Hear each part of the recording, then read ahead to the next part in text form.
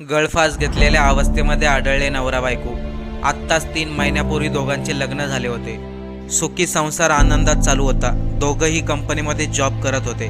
परंतु नेमकं असं काय घडलं, ही घटना कुठे घडली, चला ते पाहूया। त्या अगोदर चॅनलवरती नवीन असाल तर सबस्क्राईब आणि फॉलो नक्की करा। वैभव आमले आणि स्नेहा आमले असे या नवरा बायकोचे नावे।